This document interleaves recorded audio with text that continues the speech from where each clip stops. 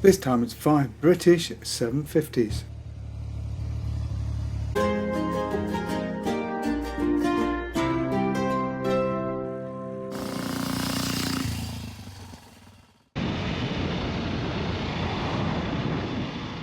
Back in the 70s, if you wanted to call your bike a Superbike, it had to be a 750.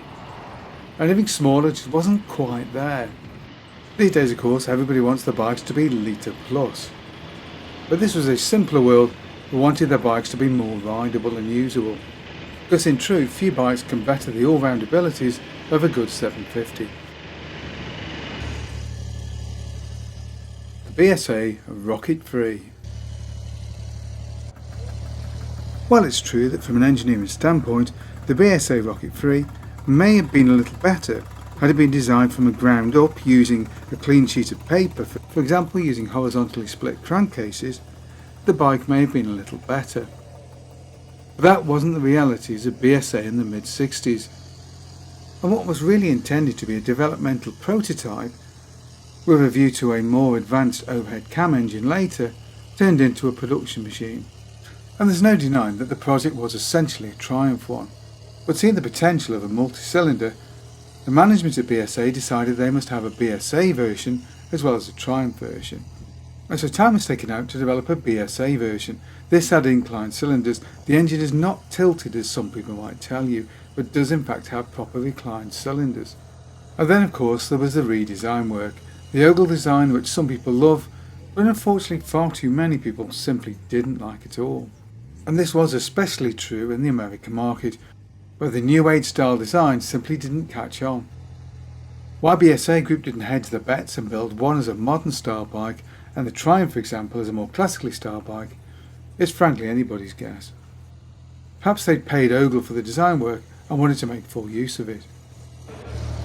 But ultimately, as we got into the 70s, both companies would have to redesign their bikes to appeal to the American market. And the American market was important because that's where 80% of BSA Group's machines were actually being sold. Both engines are essentially the same. They both use a 67x70 bore to give 740 cc's and both produce a claimed 58 horsepower, with both machines capable of around 120 miles an hour. And problematically, both machines had drum brakes and neither had electric start. While the main competition, the CB750, most certainly did, and its styling was fairly neutral. And of course on the very first models there was only 4 speeds. In fact, only a handful of BSAs would ever leave the factory with a 5-speed transmission. Where the BSA really differed from the Triumph was in its chassis, making use of a standard 1960s BSA frame in common with the parallel twins. And handling was very good, despite the 488 pounds all-up weight, although fuel consumption was pretty mediocre. But make no mistake, the BSA was a fast and very characterful machine. In an effort to broaden the bike's appeal, the company brought in Craig Vetter to do some design work, and he would develop the X75, which after the collapse of BSA Group would eventually be marketed as a Triumph, but was really a Rocket 3 all along. The Norton Commando. Now a minor confession here, some of the bikes I've shown are actually 850 Commandos, but it's basically the same bike, let's face it, just bored out to 823 cc's. The origins of the Commando lay in the dark final days of the AMC concern. By this point the AMC range was confused and confusing. There were Norton engines and AMC frames, badged as Nortons, and there were Norton engines and AMC frames badged as matchless. Thankfully amid all this confusion there was still one Norton with a Norton engine and a Norton frame, and this was the 745cc Atlas. And indeed it was the Atlas engine which would form the basis of the Commando. To create the Commando, Dr. Stephen Bauer, Bob Trigg and Bernard Hooper created an all-new frame which mounted the Atlas engine at a jaunty angle, but more importantly isolated it from the upper part of the frame, with the engine, transmission and rear swinging arm fixed to the upper frame by a rubber mounting system, which was then tuned to absorb the vast majority of the engine's vibration, except to tick over when the system could be quite vibratory, not on a regional exchange I think, for smooth high-speed running. And indeed the system did prove to be extremely effective, with the Commando gaining an excellent reputation as a sports tourer. The machine's Atlas base engine had a bore and stroke of 73 by 89, giving 745 cc's. Compression ratio was 8.9 to 1, and with the machine breathing through twin AML carburetors, peak power was said to be 58 horsepower at 6,800 rpm. Of course, the Commando's handling would always draw comparisons with the featherbed frame, and indeed with the ISO mounts properly set up, the machine was a very fine handler. On test, the first model reached a top speed of 117 miles an hour and had a standing quarter mile of 13.7 seconds. Performance would put the bike fairly close to the Trident and Rocket 3s, and the CB750 for that matter. And indeed, even with the CB750 on the market, the Norton continued to enjoy fairly healthy sales, and continued to be voted Motorcycle News Machine of the Year. Which of course begs the question, how come the whole thing came crashing down in 1975? And for Norton, the seeds of disaster were laid in the introduction of the so-called combat engine as used in the Commando S or Sport, which for the US market incidentally could be had with a rather beefy pair of high-rised exhausts.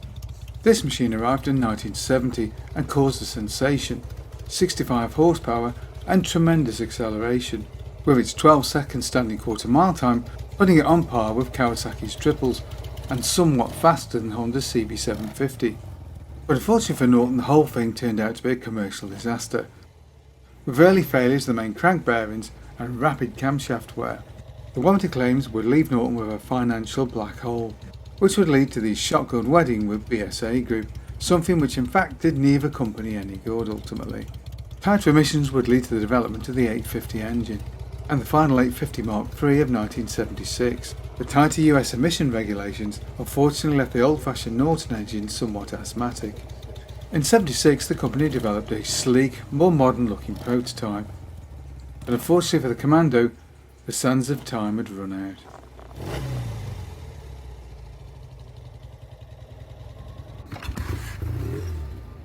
The Triumph Bonneville T140 and TR7RV Tiger. These days it's become one of the most vilified of all Triumphs. Ill handling, it said, terrible vibration, terribly unreliable, and the list goes on. And while the machine does vibrate, this is somewhat overblown, and at normal riding speeds the bike does very well actually. And despite claims to the contrary, the handling of that all-bearing frame is extremely good, better in many respects than the now very pricey late 60s T120s. And in comparison to the now classic 68 Bonneville, I'd agree the machine isn't as nicely styled. It is a bit more modern after all, but that's not the same as saying it's ugly. On the contrary, I do actually really like the look of these machines, and in all honesty, were I choosing a Bonneville on looks alone, it would be a 62p unit. And indeed the whole machine got off to a fairly inauspicious start. Well, at least in its 650 form it did, when the BSA designed all-bearing frame had a number of teething problems, not least of which was the fact the engine didn't fit properly, and the first model has been described as very tall. Actually by modern standards they weren't very tall at all. The 750 model would arrive in 1973 and would feature a 5-speed gearbox, a carryover from the last T120s. But the all-bearing frame did provide excellent steering, although one downside would be a reduction in overall oil capacity. In the first few models, the engine capacity was 724 cc's, but the later models had a bore and stroke of 76 by 82, giving 744 cc's. And while the machine did indeed vibrate more than the T120, in truth it was also more softly tuned, and ran a beefed up bottom end. 74 would see a move to a left-sided gear change, and 77 would see the limited edition sold for Jubilee models, and 78 would see some minor refinements, with the engine now in a 7.9 to 1 compression ratio and peak power being a claimed 49 horsepower at 6,500 rpm. Top speed in this period was tested at just over 110 miles an hour, but the machine did weigh in at just 395 pounds, so the machine was much more nimble than the equivalent Japanese 4, something borne out by the machine's impressive victory in the British Formula 750 Championship in the mid-70s.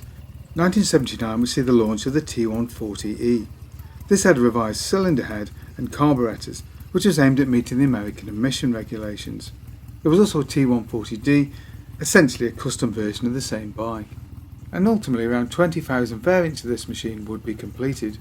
Into the 80s there would be a Royal Wedding Special Edition, of course, as well as the TSX, a snazzy American-style custom cruiser. There would also be a 4-valve version of the TSS, which claimed 60 horsepower and 120 miles an hour. But by that point, it was all too late. The factory would go under in 1982. Although there would be one last hurrah, with L.F. Harris building Bonneville T140s down in Newton Abbot in Devon, under licence of John Bloor of course, as a new factory at Hinckley was on its way.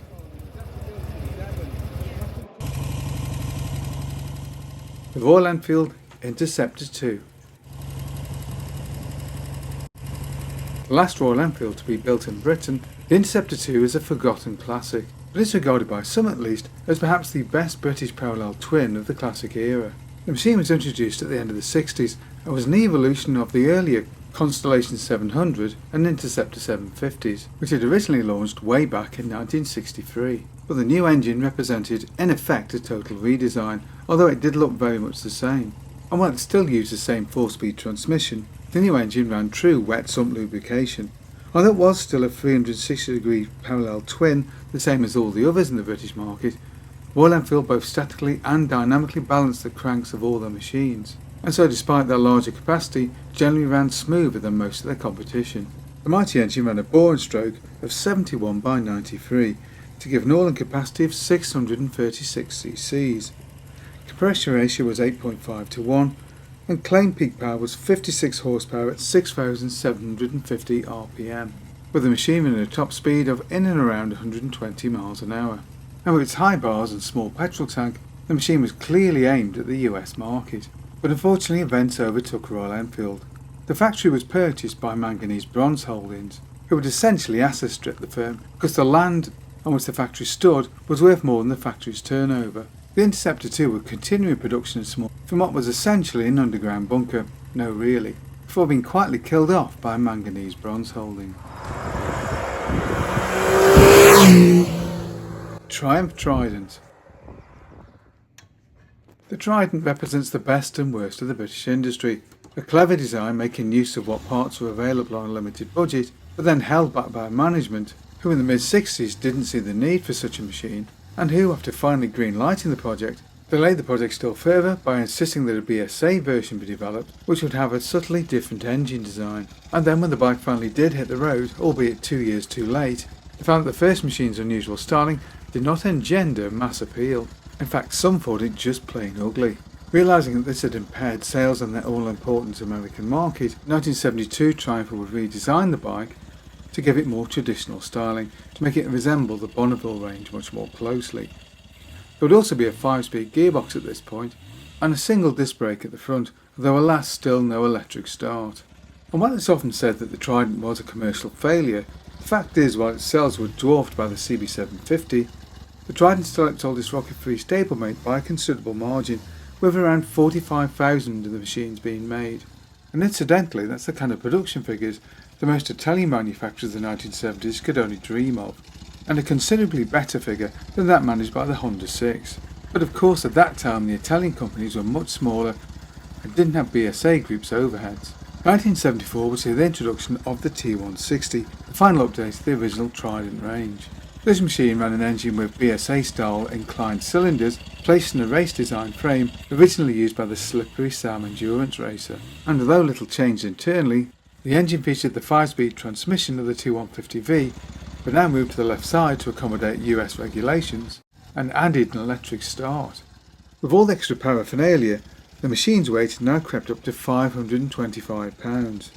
The engine internally was still the same, with a 67x70 bore and stroke, and a 740cc capacity. Compression ratio was 9.5 to 1, and a claimed 58 horsepower at 7,250 rpm was on tap. The new machine boasted new levels of refinement, and had a chassis which was as good as anything on the road at the time. But by 74 the game had moved on considerably, and quite simply the T160 was too little and too late. In a matter of months production of the T160 would end, with only around 7,000 machines being sold. But that wasn't quite the end for the Trident 750, because it's at this point that John Bloor enters the fray. He purchased the remains of the Meriden factory and then promptly built houses on it, but did begin to build a completely new factory in Hinckley, in Leicestershire in 1988.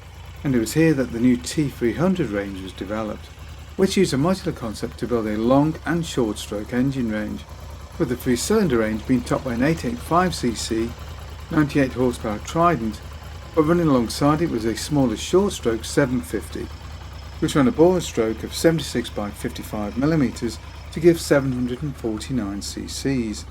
Compression ratio was a fairly lofty 11:1, and max power was claimed at 90 horsepower at around 10,500 rpm. There was dual overhead cams, 4 valves per cylinder and liquid cooling, plus a spine frame chassis which would look familiar to anybody with an Norton frame T140. And while still no lightweight, it actually tipped the scales at slightly less than the last T160s. Manoeuvring the bike around it can feel rather top heavy, but once you're on the move, this disappears completely, with the weight of the machine helping to give it a stable and planted feel when on the road. But unfortunately for the 750, it was the 900 which was the star of the show, with its fatter mid-range torque. And so ultimately sales of the final Trident 750 were very modest, and the machine was deleted from the range in the mid-90s. Will this be the last British 750? Only time will tell.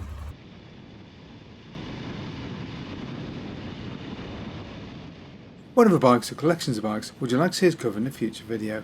Perhaps you got a bike we can use for a test ride. Either way, get in touch below. Hope you enjoyed that video. If you did, don't forget to like and subscribe, and of course, thanks for watching.